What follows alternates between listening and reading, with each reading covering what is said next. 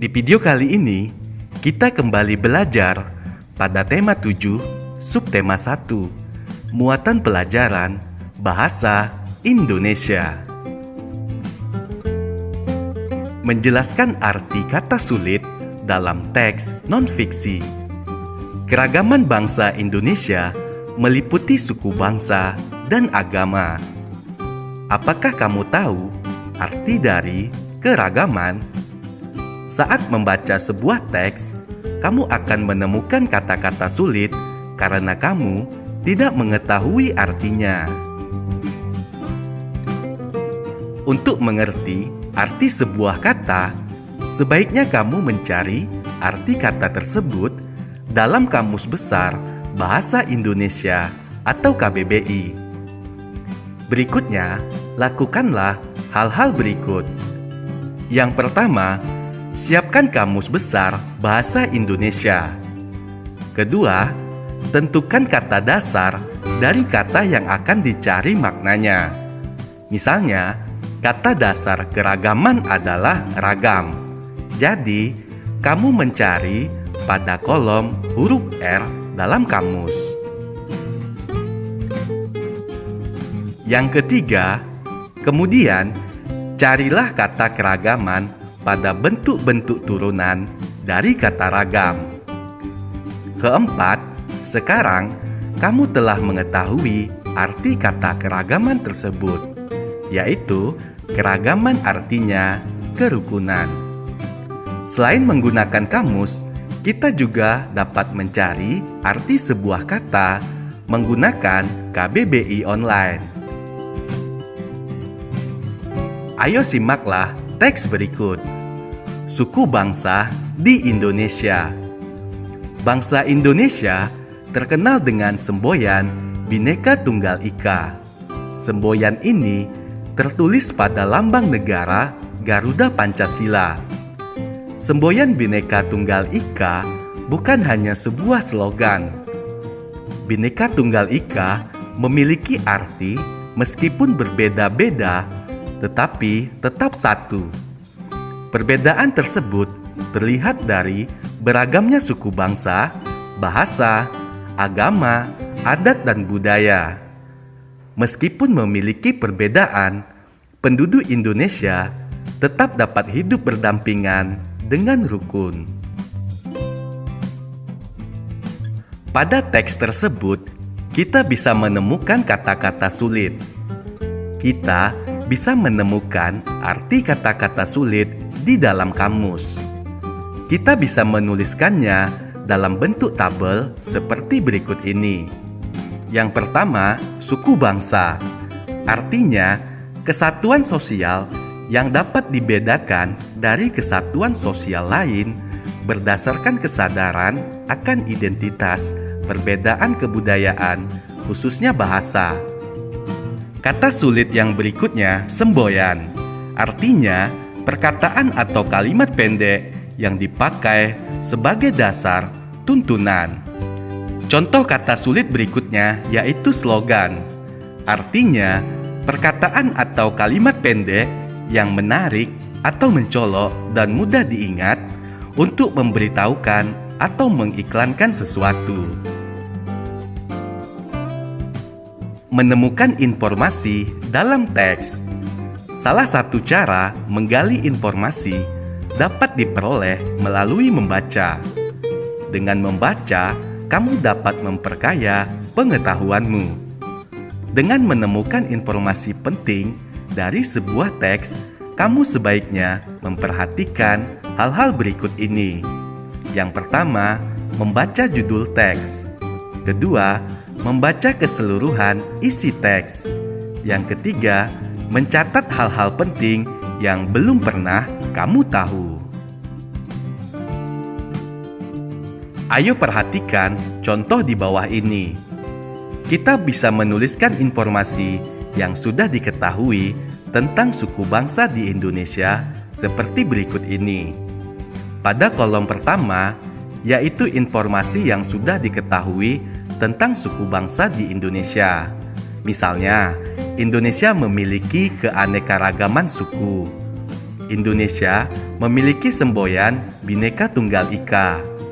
Kemudian, setiap suku bangsa memiliki ciri khas masing-masing. Jadi, untuk kolom yang kedua ini, kita akan mengisinya setelah kita membaca teks.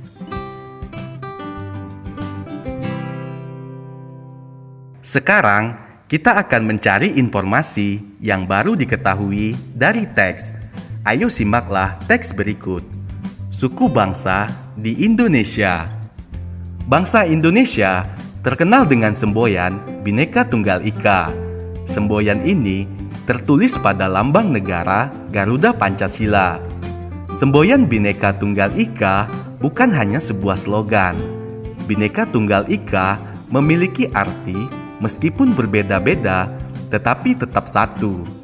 Perbedaan tersebut terlihat dari beragamnya suku bangsa, bahasa, agama, adat, dan budaya. Meskipun memiliki perbedaan, penduduk Indonesia tetap dapat hidup berdampingan dengan rukun. Selanjutnya paragraf kedua, menurut sensus yang dilakukan Badan Pusat Statistik pada tahun 2010, Indonesia memiliki 1.331 suku bangsa. Suku terbesar di Indonesia yaitu suku Jawa. Suku Jawa merupakan gabungan beberapa suku di Pulau Jawa. Jumlah penduduk suku Jawa mencapai 40,2% dari penduduk Indonesia. Sementara itu, suku Nias memiliki jumlah penduduk paling sedikit, yakni hanya 0,44% dari penduduk Indonesia. Suku-suku lain seperti suku Papua memiliki persentase sekitar 1,14% dan suku Tionghoa sekitar 1,2% dari jumlah penduduk Indonesia. Setelah membaca, kita dapat menemukan informasi baru. Selanjutnya, kita bisa menuliskan informasi yang baru kita ketahui seperti berikut. Jadi, kita menuliskan informasi yang kita ketahui setelah membaca teks pada kolom kedua. Kalau pada kolom pertama tadi, informasi yang sudah kita ketahui sebelum membaca teks. Nah, pada kolom kedua ini, informasi yang baru kita ketahui setelah kita membaca teks. Informasi yang pertama, Indonesia memiliki 1.331 suku bangsa. Informasi yang kedua, suku Jawa memiliki jumlah penduduk terbanyak. Informasi ketiga, jumlah penduduk paling sedikit adalah suku Nias. Menggali informasi teks melalui ide pokok. Suatu teks mengandung beberapa informasi penting yang ingin disampaikan penulis kepada pembacanya. Untuk mendapatkan informasi tersebut, kita perlu memahami isi teks dengan baik. Salah satu cara untuk memahami isi teks adalah dengan menentukan ide atau gagasan pokok setiap paragraf pada teks tersebut. Ide pokok adalah gagasan yang menjadi pokok dalam pengembangan paragraf. Ayo perhatikan paragraf berikut. Salah satu kekayaan budaya yang dimiliki Indonesia adalah keragaman wastra atau kain Nusantara. Beberapa jenis kain khas Indonesia bahkan sudah mulai dikenal dan diakui di mancanegara. Batik merupakan salah satu contoh wastra yang keberadaannya sudah mendunia. Banyak turis mancanegara yang sudah mengenal dan menggunakan batik dalam kesehariannya. Berdasarkan paragraf tersebut, ide pokok atau gagasan pokok paragraf di atas adalah batik merupakan salah satu keragaman wastra atau kain Nusantara. Menyajikan informasi teks dalam bentuk peta pikiran. Kamu juga dapat menyajikan informasi teks dalam bentuk peta pikiran. Peta pikiran merupakan cara mencatat yang disajikan dalam bentuk bagan. Menyajikan informasi suatu teks menggunakan peta pikiran akan memudahkanmu dalam menyusun informasi penting dalam suatu teks. Menyampaikan informasi dari teks non-fiksi. Untuk menggali informasi dari suatu teks, ada beberapa hal yang perlu dilakukan, antara lain sebagai berikut. Yang pertama, bacalah teks dengan saksama. Kedua, tentukan topik dari teks non-fiksi tersebut. Ketiga, catatlah setiap informasi penting yang disampaikan. Keempat, rangkailah ide atau gagasan pokok yang sudah kamu temukan ke dalam satu paragraf. Saat menyampaikan informasi, sampaikanlah dengan suara lantang dan percaya diri.